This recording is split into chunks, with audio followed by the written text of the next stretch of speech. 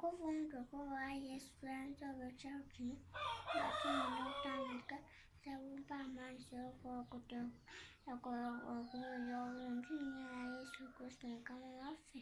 Amen.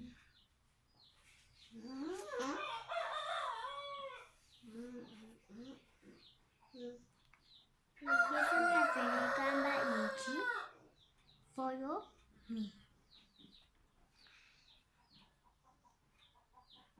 Yesu lyaffe likomera text yaffe egamba nti you are my friends. Memory verse yaffe egamba nti John chapter 15 verse 14.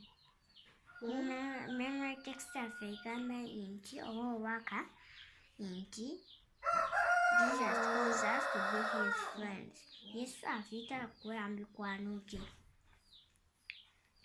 Olunaku ayigirizwa abaasooka.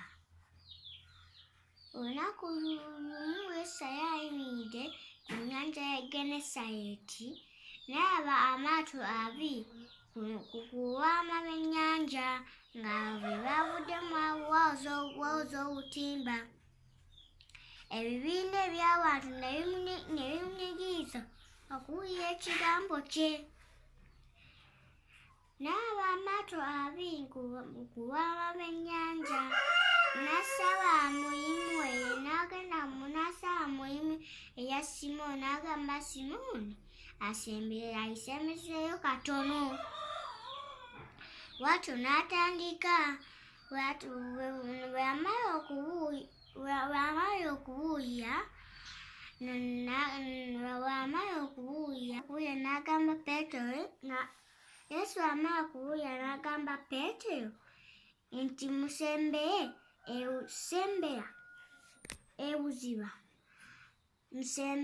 sembera ebuziba musule obutimba tutandike okuvuba.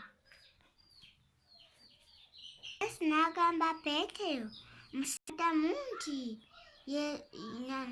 n'addamu nti Yesu bakeesezza obudde nga tebalina kintu kyonna kitukwasiza naye olw'ekigambo kyo batusule obutimba tuvube. Bwe baasula obutimba ne balaba ebyennyanja ebingi.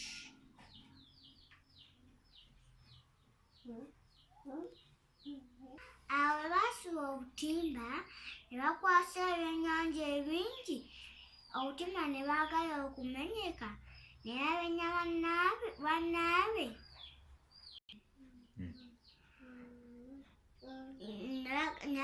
bannaabwe batye babayambeko.